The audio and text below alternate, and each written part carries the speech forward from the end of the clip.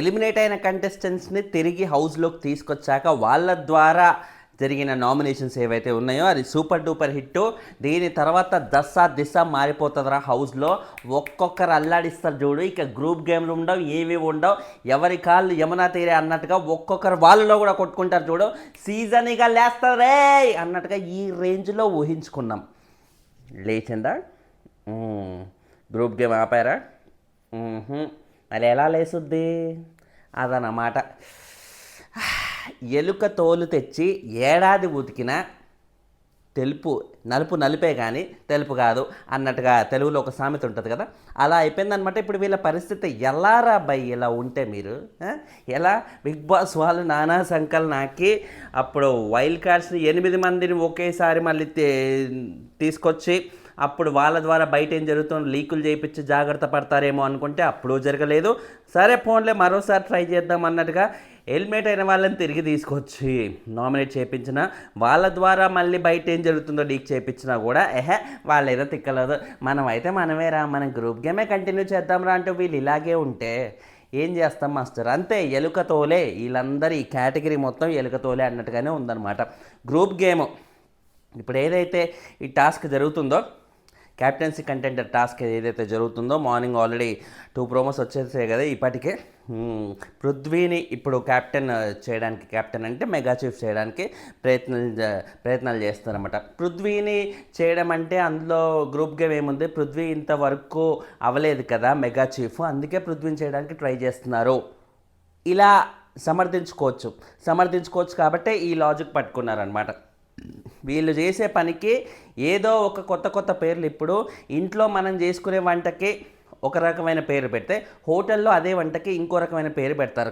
చాలా కొత్తగా అన్నట్టుగా నోరు కూడా తిరగని పేర్లు పెట్టి అమ్మేస్తారు అన్నమాట. సో వీళ్ళు కూడా పృథ్వీని ఇప్పుడు సపోర్ట్ చేయడానికి, పృథ్వీని మెగా చీఫ్ చేయడానికి రకరకాలుగా తంటాలు అయితే పడుతున్నారు అన్నమాట.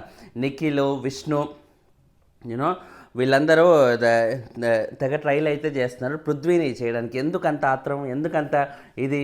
మీకు సోలో గేమ్ ఇక జీవితం మొత్తం ఆడరన్నట్ట. గౌతమ్ ఇదే టైంలో అంటాడు, ఇదే గ్రూప్ గేమ్ రా బై, ఇది గ్రూప్ గేమ్.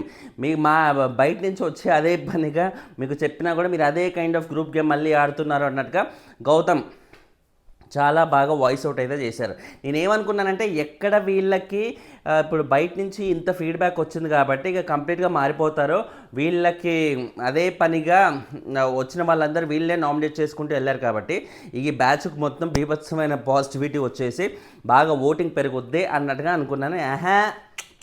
ఎలకతోలి ఎట్లా మారుతారు రా బై, అస్సలు మారలే. వాళ్ళు అలాగే కంటిన్యూ అవుతుంది. ఏమన్నా పీక్కొని నేను ఇలాగే ఉంటాను అన్నట్టుగా అనుకుంటే వాళ్ళు కలిసికట్టుగా ఉంటారు, కలిసికట్టుగానే బయటికి పోతారేమో.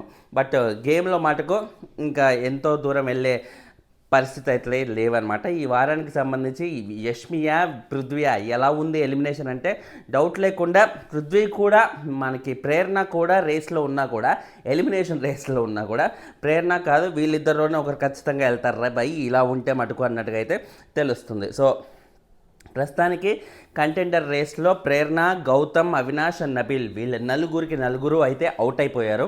వీళ్ళ టీషర్ట్లు చింపి పడదొబ్బారు. మిగిలిన వాళ్ళలో నబీల్, మన నిఖిల్ అండ్ రోహిణి వీళ్ళిద్దరిని అక్కడ పెట్టేసి వీళ్ళ ఇద్దరిలో ఒకరిని చూస్ చేసుకోండి కంటెండర్గా అని హౌస్ మేట్స్ చేతిలో పెట్టారన్నమాట డెసిషన్. హౌస్ మేట్స్ ఎవరిని చూస్ చేసుకుంటారు? డౌట్ లేకుండా రోహిణినే చూస్ చేసుకుంటారు. ఎందుకంటే నిఖిల్ ఆల్రెడీ అయ్యాడు అనే ఒక లాజిక్ ఏదైతే ఉందో అందరూ అదే లాజిక్ పట్టుకుంటారు కాబట్టి.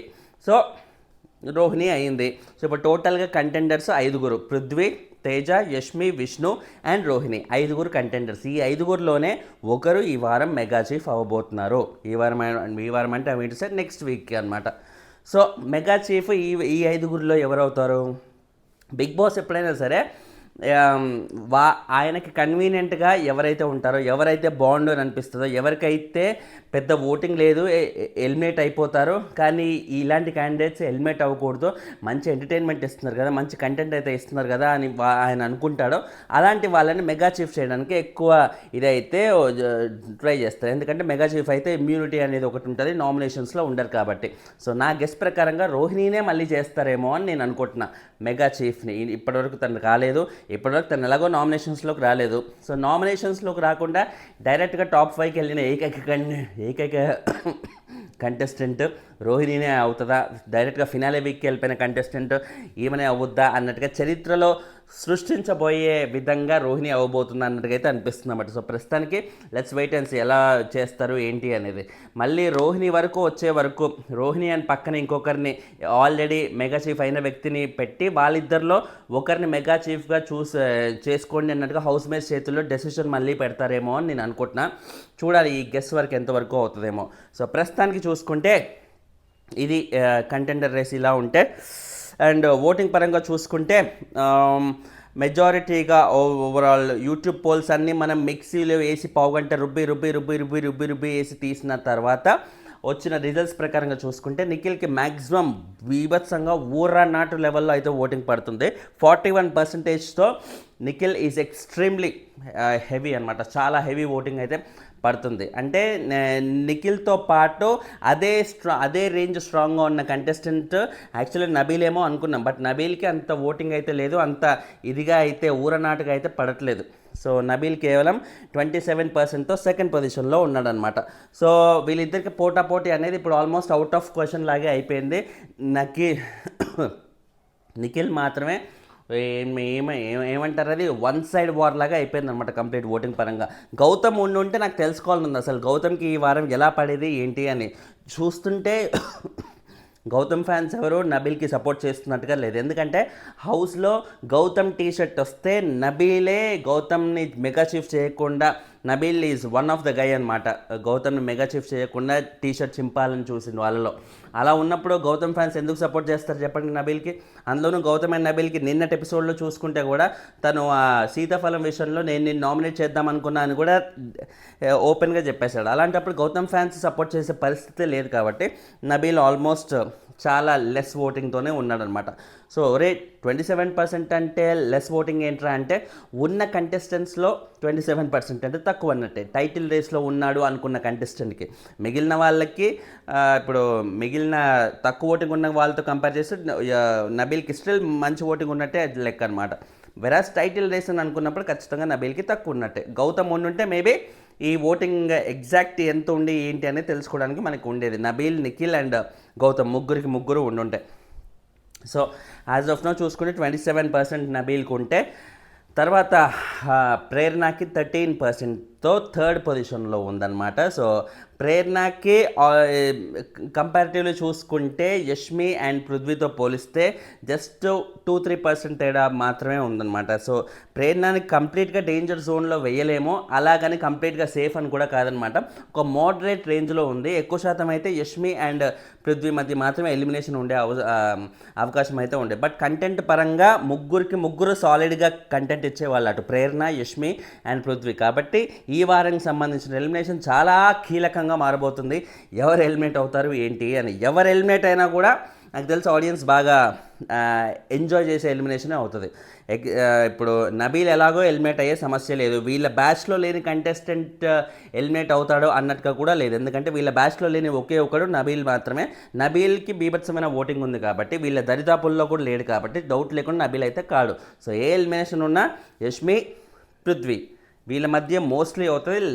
వరస్ట్ కేసులో ప్రేరణ వరకు కూడా వెళ్ళే అవకాశం అయితే ఉంది. సో చూద్దాం త్రూ అవుట్ వీక్లో ఇంకేమన్నా ఇంట్రెస్టింగ్ ఆస్పెక్ట్స్ ఏమన్నా ఉంటే. ఆల్రెడీ గౌతమ్ వర్సెస్ పృథ్వీ బాగా రచ్చ అయితే అవుతుందంట. వీళ్ళిద్దరి మధ్య బీభత్సమైన గొడవ అనేది జరిగిందంట. ఆ గొడవలో ఎవరికి ఫేవరబుల్గా ఉంటుంది, ఎవరికి యాంటీ అవుతుంది అనేది మనం చూద్దామండి.